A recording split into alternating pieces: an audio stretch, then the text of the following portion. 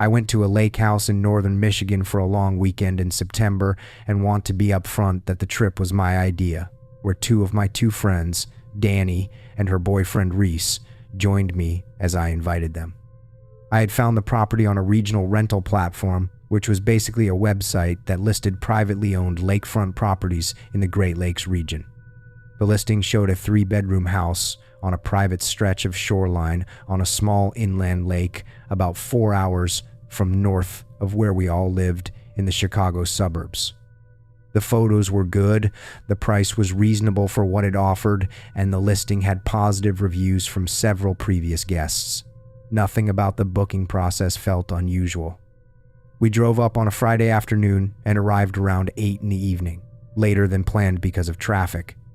The house was at the end of a private road that branched off a county route, a 1/4 mile of gravel through a tree line that opened into a cleared area with the house on one side and the lake visible beyond it. The lake was small, the far shore maybe 300 yards away, and in the September evening with the last light gone and the first stars visible above the tree line, it looked genuinely beautiful in the way that small, remote lakes do when you first see them. We brought our bags in and walked through the house, which matched the listing photos closely, the main living area with its stone fireplace, the 3 bedrooms, the kitchen that faced the lake through a large sliding glass door. Danny made the observation that the house felt lived in rather than just rented out, which she meant as a compliment about its warmth, and which I remember specifically because later that evening it took on a different quality. There were books on the shelves that looked like someone's actual reading collection rather than generic display books. There were framed photographs on the wall in the hallway, family photographs, a woman and a man and 2 children at different ages across what appeared to be decades. The kind of personal items you would expect in someone's actual home rather than a rental property. We made dinner and opened a bottle of wine and sat by the fireplace and had the specific decompression conversation that the first night of a trip always produces. The catching up that happens when 3 people who have been living their separate weekly lives suddenly have uninterrupted time together. Nothing happened that evening to suggest anything was wrong. We were in bed by midnight. On Saturday morning, I was the first one up and I went to the kitchen to make coffee and looked out the sliding glass door at the lake. There was a canoe pulled up on the narrow beach between the house and the water, an old aluminum one, and I stood there for a moment trying to remember if it had been there the previous night when we arrived. I genuinely could not decide. It was the kind of thing I might not have noticed in the dark at 8 in the evening when I was carrying bags and orienting to a new space. I filed it as probably having been there and not noticed. The Saturday was good.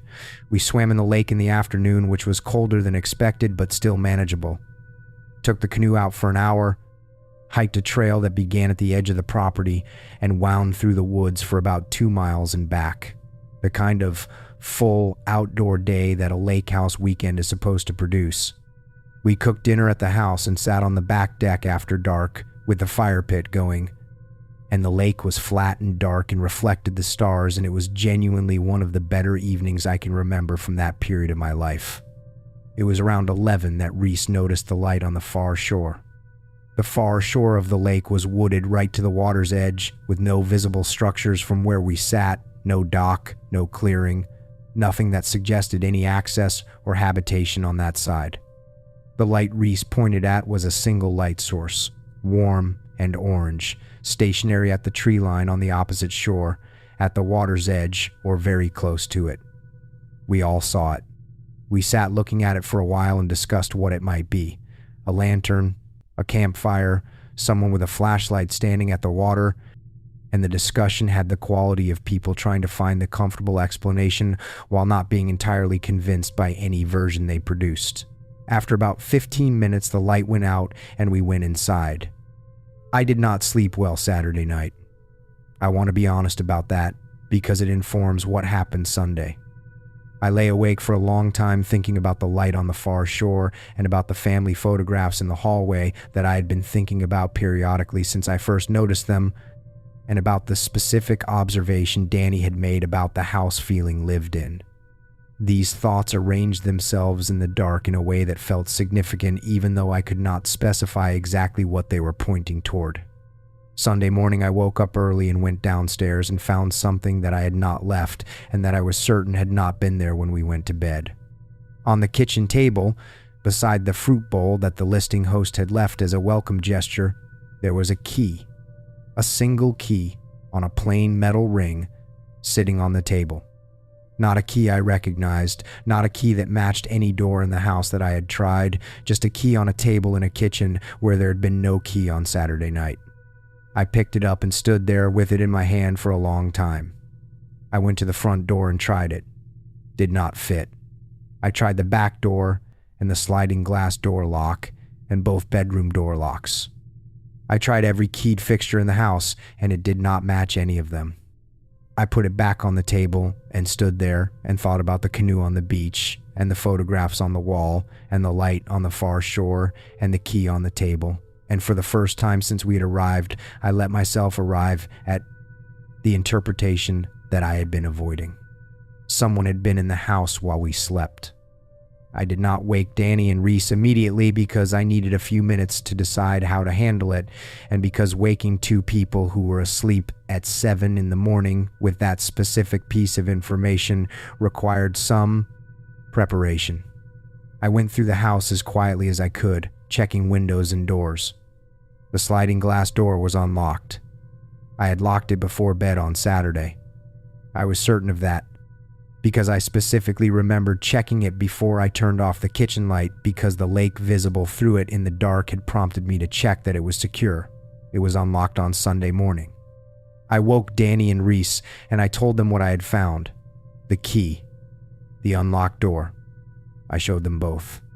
Reese went through the house, checking the other windows, and found a window in the utility room at the back of the house that was not fully latched.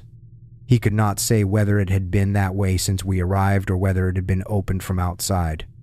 We did not discuss the situation at length. We packed. We had planned to stay until Sunday evening, and we were on the road by 9:30 in the morning. The lake visible in the rear view mirror of Reese's car as we pulled away from the house and back down the gravel track to the county road. I texted the property host through the rental platform while Reese drove and explained that we had left early and why, describing the key and the unlocked door and the window, and I asked directly whether there were any other key holders or authorized access arrangements for the property that guests should be aware of. The host responded about 4 hours later while we were still driving, and the response was short and said that no one else had any key to the property and that they were very sorry for our experience and would investigate. They offered a partial refund, which I accepted without negotiating because the conversation had stopped feeling like the most important thing about the situation. The photographs on the hallway wall are the detail I have thought about most often since that weekend. Family photographs spanning what looked like decades, a specific family, 2 adults and 2 children aging across multiple images. I did not look at them closely enough when I first noticed them to retain specific details, and I've regretted that, in the specific way you regret not paying closer attention to something that later turns out to be important. Because the question I keep coming back to is whether those photographs represented the history of a family that once owned the property and had sold it, and that the new owner kept for character, or whether they represented something else entirely about who had access to that house and why a key had appeared on the kitchen table while 3 people slept 30 feet from an unlocked sliding glass door that faced a lake with a light at its far shore. I have not gone back to that listing. The last time I checked it, about 2 months after our trip, the review section had 2 new negative reviews from guests who had stayed after us. I did not read them all the way through. Some things you decide not to know, not because the knowledge would not be useful, but because you have already drawn the conclusion that the knowledge would confirm, and confirming it does not change what you should have already decided, which is to find different lakes and different houses and different rental platforms, and to always check that the sliding glass door is locked before you go to sleep, and to understand that a locked door is not the same thing as a guarantee. My fiance Marcus and I had been planning our engagement weekend for almost 2 months before we actually went, which is probably more planning than most people put into a 4-day trip. But Marcus is the kind of person who researches everything thoroughly, and I have learned to appreciate that about him even when it occasionally drives me a little crazy. We finally decided a cabin in the mountains of western North Carolina, not far from Asheville, somewhere quiet where we could hike during the day and just be together in the evenings without any of the noise. We found the cabin through a boutique rental agency rather than one of the big platforms, which Marcus had specifically researched and was offering more curated and higher quality properties. And the listing showed a beautifully renovated single cabin set on 5 acres with no visible neighbors, a wraparound porch, and a hot tub on a deck overlooking a small valley. We arrived on a Thursday evening in October, the drive up from where we lived in South Carolina taking about 5 hours. And by the time we found the gravel driveway that led off the county road and up through a stand of trees to the cabin clearing, the sun had been down for almost an hour. The cabin appeared in our headlights exactly as beautiful as the photographs had promised, a substantial log structure with warm exterior lighting that the rental agency had apparently set on a timer for arriving guests, and Marcus parked and we sat there for a moment just looking at it before getting out. The lockbox code worked exactly as instructed, and we let ourselves in and spent the first 20 minutes doing what you do when you arrive somewhere new, walking through every room, exclaiming over details, finding the master bedroom and the kitchen and the back deck with its view of the dark valley below, where you could just make out the shape of the mountains against a sky that still had some light left at the horizon even though it was fully dark where we stood. The hot tub was on that back deck, already filled and apparently kept warm between guests, and Marcus immediately started talking about getting in it later that night, which is exactly what we did. We made a simple dinner, opened a bottle of wine, and around 9 we changed into swimsuits and went out to the hot tub. The deck looked out over the valley with no artificial light visible anywhere in our field of view, except for a single point far in the distance that we assumed was another property or a small town visible through a gap in the ridgeline. The stars above the valley were extraordinary, the kind of dense star field you only get far from any city, and we sat in that hot tub for almost an hour, just talking and looking up and feeling, honestly, about as happy and relaxed as I'd felt in a long time. It was sometime after 10 when Marcus, who was facing the valley while I faced back toward the cabin, went quiet mid-sentence and said, very calmly, that he thought there was someone standing at the edge of the trees where the driveway met the clearing. I turned around in the hot tub and looked where he was looking, toward the tree line at the start of the gravel driveway, maybe 60 yards from where we sat. The cabin's exterior lights illuminated the immediate area around the structure, but the tree line itself was at the edge of that illumination, mostly dark with just enough ambient light reaching it to suggest shapes rather than define them clearly. I looked for several seconds and told Marcus I did not see anything, and he said he was sure he had seen someone standing there, a person-shaped silhouette that had been there when he glanced over, and that he had kept watching for maybe 10 seconds before saying something. We both watched the tree line for a couple of minutes after that and saw nothing further. We talked about it the way you do, landing on the explanation that it was probably a deer standing in a posture that looked person-like at that distance in low light, which is a genuinely common experience and a reasonable conclusion. We got out of the hot tub not long after, both of us a little more aware of the dark tree line than we had been 20 minutes earlier, and went inside and locked the doors, which the cabin had plenty of, sliding doors and a heavy front door, all of which we made sure were secured before going to bed. I want to tell you that the rest of that night was uneventful and that we simply slept and moved on with our trip, but that is not what happened. I woke up sometime after 1 in the morning, and I do not know exactly what woke me, just the specific quality of suddenly being fully alert in a dark, unfamiliar room. I lay there for a moment orienting myself, and then I heard it. A sound from outside, on the side of the cabin where our bedroom window faced, a slow, deliberate footstep on what I assumed was the gravel or dirt beside the foundation, followed by a pause, followed by another footstep. I woke Marcus, quietly, my hand on his shoulder, and he came awake the way people do when someone wakes them with urgency in their touch immediately alert. I told him what I had heard. We both lay still and listened, and after a few seconds we heard it again, the same slow, deliberate footstep pattern, moving along the side of the cabin in the direction of the back deck where the hot tub was. Marcus got up and went to the window, staying to the side of it rather than standing directly in front, which I remember specifically because it was the kind of instinctive caution that suggested he was taking this more seriously than the deer explanation we had landed on earlier. He looked out for a long moment and then told me very quietly that he could see someone on the back deck standing near the hot tub facing toward the cabin. I came to the window and looked past him and saw what he had described, a figure standing on our back deck in the dark, perhaps 20 feet from the bedroom window, motionless, facing the cabin. Not moving toward the door, not doing anything overtly threatening in that moment, just standing there in a position that gave them a clear view of the back of the cabin, including, I realized with a specific cold feeling, the window we were currently looking out of. We backed away from the window and Marcus picked up his phone. There was no cell signal in the bedroom, which we had noticed earlier in the evening and had not thought much of, given the cabin's remote setting and its description as having limited connectivity, something the listing had actually mentioned as a feature rather than a drawback. Marcus tried anyway, multiple times, and got nothing. We did not have a way to call for help, which is a realization that changes the entire quality of a situation in a way that is hard to describe if you have not experienced it. We talked in urgent whispers about what to do. The cabin's front door was dead-bolted.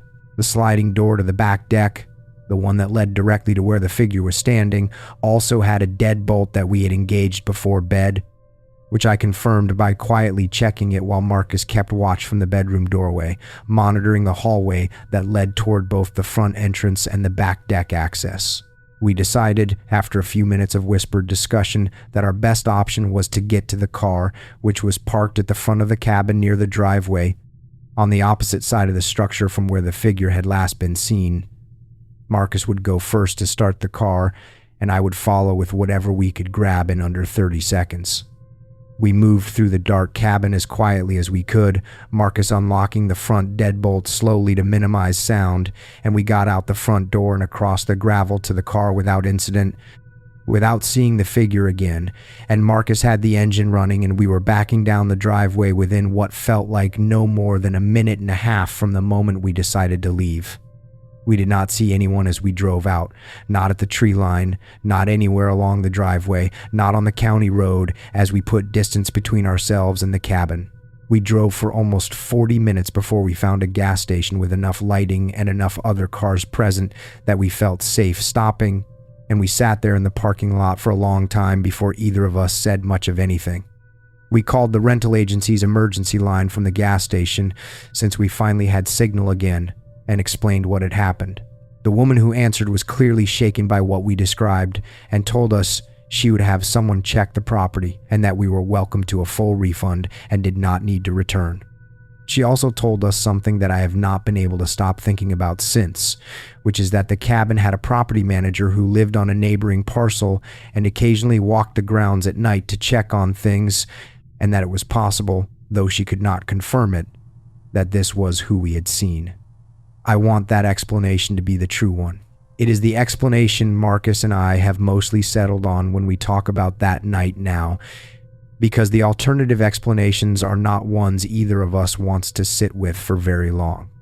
But I keep returning to the specific detail of the figure on the back deck, motionless, facing directly toward our bedroom window in a cabin that was supposed to have no visible neighbors, standing in a position that required walking a significant distance through dark woods to reach at 1 a.m, without ever once calling out or identifying themselves the way a property manager checking on a structure presumably would have done if their presence was entirely innocent. We got married 8 months later, in a different location entirely, somewhere with significantly more lighting and significantly fewer trees.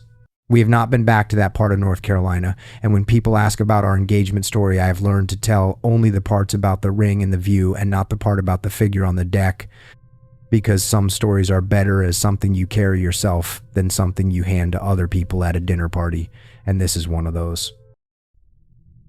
4 of us rented a beach house on the Gulf Coast of Florida for a long weekend in November, which is peak season for that stretch of coast and which meant the surrounding rental properties were fully occupied, neighbors on both sides with their porch lights on and their cars in the driveways, the specific density of a populated vacation area that should have felt completely safe. I want to establish that detail clearly because what happened had nothing to do with isolation. We were surrounded by people. That is what made it so hard to understand. It was me, my friend Claire, and a couple we knew from work, Jason and his wife Nora. We had been there since Thursday, and by Saturday night we had settled into the comfortable routine of the trip, cooking dinner at the house, sitting on the back deck that faced the beach, staying up later than we should have, because vacation logic applies to everything. We were on the deck around 11, the 4 of us. The Gulf visible in the darkness beyond the beach, warm enough still to sit outside in light jackets, the kind of night that reminds you why people come to Florida in November. Nora was the one who noticed the door first. Not the back door that led to the deck where we were sitting, the front door that faced the street and the other rental properties. She had gone inside to get another drink and came back out and said she thought she had left the front door unlocked when we came in from dinner and had just found it not just unlocked but standing open, not wide open, just enough that it had not fully latched. We all went in and checked, and the front door was indeed standing open an inch or two. We went through the house to see if anything was out of place, and everything looked exactly as we had left it. Nothing moved, nothing missing. All 4 bedrooms as we had left them. Jason said the door probably had not been fully pushed closed when we came in from dinner and had drifted on its own, which was the explanation we accepted, and we made sure it was latched and went back to the deck. About an hour later, maybe midnight, I went inside to use the bathroom. The hallway that connected the bedrooms to the main living area passed the front door, and as I walked past it, I saw the front door standing open again. Same inch or two. Same incomplete closure position. I stopped and looked at it and stood there for a moment, and then I went back to the deck and told the others, and we went through the house again and again, found nothing moved and nothing missing. Jason checked the door mechanism and found that the latch was functioning correctly. He closed it firmly himself and checked that it had caught. We all heard it catch.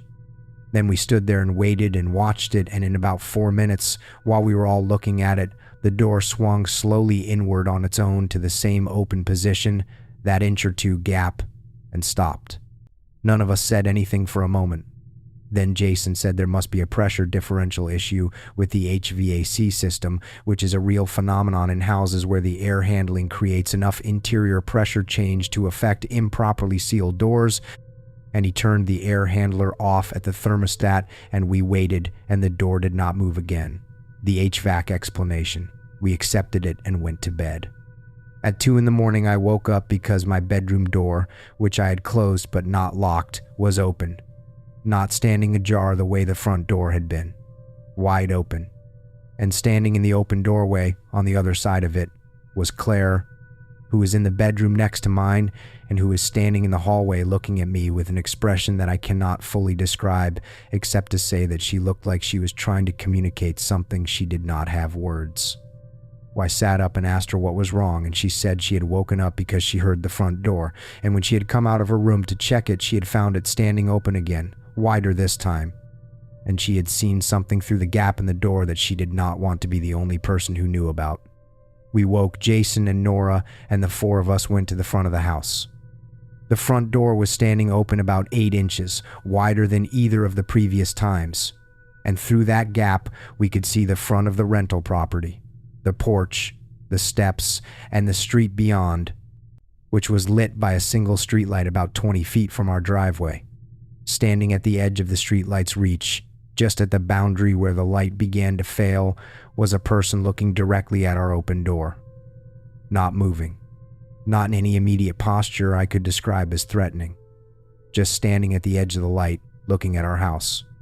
Jason closed the front door, and we all stayed inside, and we did not open it again until we were leaving the following morning with everything packed. The person at the street light and the door that kept opening at the same increment are the 2 things I cannot reconcile with any explanation that makes me feel better about that night.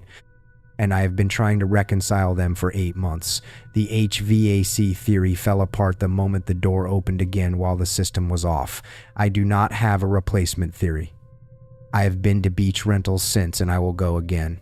But I always check the front door latch before I go to bed now, more than once, and I always make sure I can see the street from the front window before I do, which is a habit I did not have before that Saturday night in November.